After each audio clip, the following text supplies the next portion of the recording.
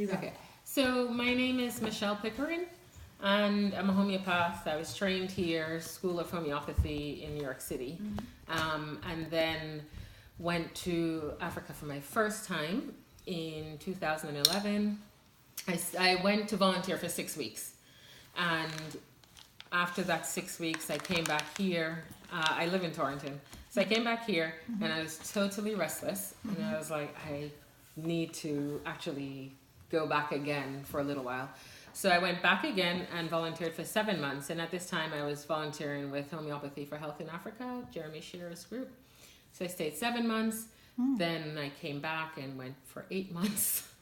Like a few months later, I went back for 8 months. And within that 8 month time, I spent a month with Homeopathy for Health in Africa, and then left and started doing my own thing. So what I did... you left to go? I left to... No, not to come back, but I just left to start moving around Africa. Oh, okay.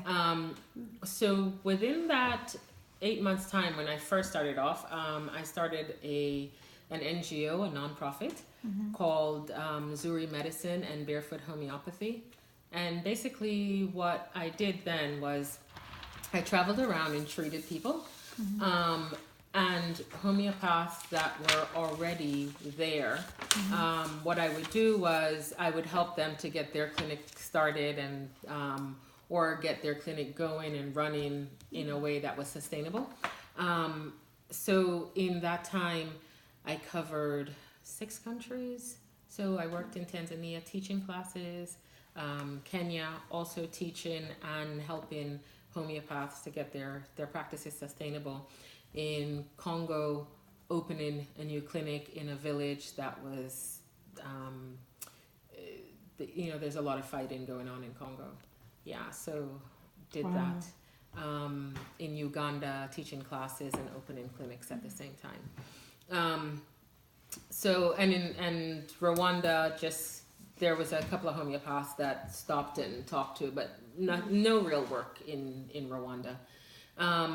So I came home after those 8 months, and I went back for a year, and that's when I brought my son with me. So you're really identifying with being there. Yeah, seriously. Were you born here? No, actually I was born in Jamaica. Okay. So it's like a crazy triple cross around border. the world. Yeah, absolutely. Okay. So, born in Jamaica and then lived in the U.S. for like 30-something years, and then went there.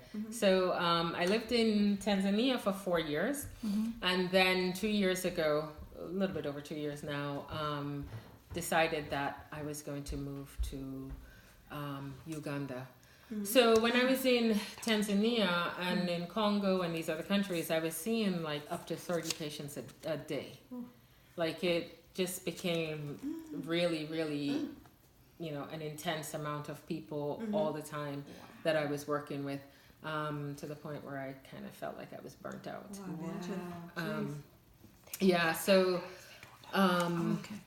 All these diseases that you read about in the remedies or in the books, but never actually see. I see them like on a daily basis. So we see typhoid. There's now a big cholera outbreak in Uganda. I just left before the notices came out.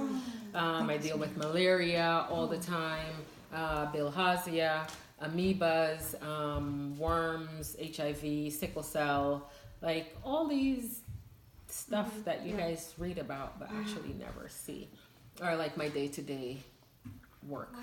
Are the people there very familiar with this sort of approach, or is this a new kind of thought, a new way of healing to them? Okay, so it's a bit of both. Okay, it's a new way of healing because people just are not familiar with homeopathy, and when you say homeopathy, they say, "What's that?" But then they equate it with herbal medicine. Exactly. I was going to say the roots and the trees and the whatever.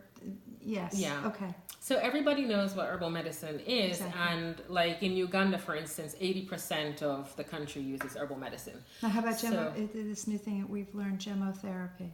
I don't. Okay. Know what because that is. Those look familiar. No. So these are actually preparations that I've made. Okay. And one of the things that I'm very proud of is the fact that these homeopathic remedies are the first homeopathic remedies that have ever been notified by the Ugandan Ministry of, Wow. the Health. NDA. Yeah, so this would be like our FDA here. Can we look at Yeah. that? So this one is for malaria, and we have for typhoid. This one is called a blood builder. It actually is used for people with HIV and sickle cell. People there suffer from ulcer quite a bit, and then we have a preparation for the elderly or athletes, people who suffer from bone and joint pains. Now you obviously sell this online then. We sell online, but we also sell to the general public. That's what I'm saying. there. Online to whomever. No? In the pharmacy. Let's say it that way. So we sell in the pharmacy there, Okay. and But we here, sell could we online. get these Yes, things you here? can. Yeah, you can buy. Okay, online. so the name of the company We're would Zuri be the. Homeopathics. Okay.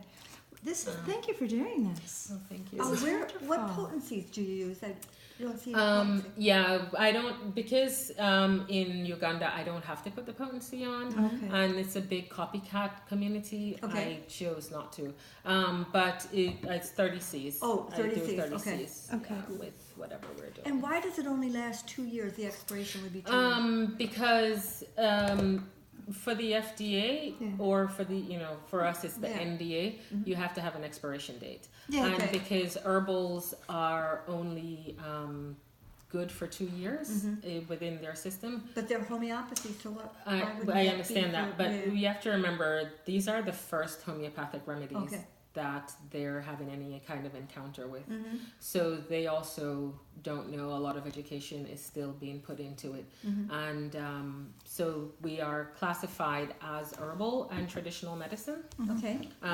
although we're not they're herbal. just doing it for the law purpose, Yeah. but it doesn't necessarily mean that us who know homeopathics, because even on homeopathic remedies, there's an expiration date on there. And we know that doesn't really. No, that the expiration date on that is the stock solution date. That's why you see that date. That's the stock solution date. It has nothing to do with the remedy, Exactly. but it's the stock solution Yeah. date. Exactly. So it's same thing. There has to be an expiration date on to Yeah. say. Do you want this? Okay. I don't know where it's from. It came from that end Yeah, of the table. I had no and idea what just, that was all about. Oh, whatever. Um, This is But yeah, there has to be some kind of expiration date. Okay. And when you look at herbal medicine, which is what they are very familiar with, they put our expiration date alongside the herbals. okay. So what Sorry. we're doing now is that, in order to lengthen the expiration date, we have to go in with like microbe testing every Sure. few months. So that's kind of what we're doing. But yeah, I don't know, where did I leave off? So you take drops of that, or those? So actually, the solutions are it's in water with a preservative, which is just ethanol, and Is it by teaspoon, or is you there do a it by dropper in there? teaspoon. Teaspoon. Okay. Yeah, you do by teaspoon. So especially for like the malaria and typhoid medicine, it's 3 times a day for 3 days. Okay.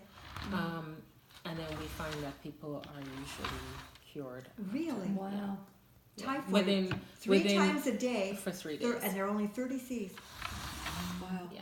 And here's the opposite of what we had just studied, Yeah. right? Yeah. We Wow. take. Yeah. Yeah, that's why when you were saying about, how can you use a remedy more than like once a day? And I'm thinking, we use our 30 Yeah, but that's 30 C. Yeah, that's 30 30 C. The 50,000s are. Yeah, 50,000 is a bit much. But actually what we find is that we have chelidonium in our malaria medicine as well.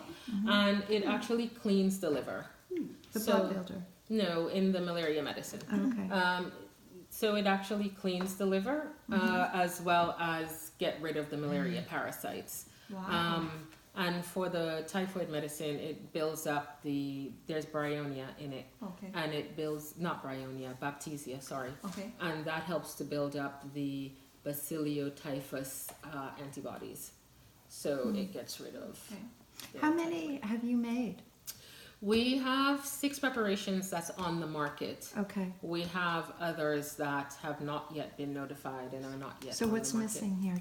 The ones for worms. ones. Yeah. Okay, what does that have a name? That one is the Zuri dewormer.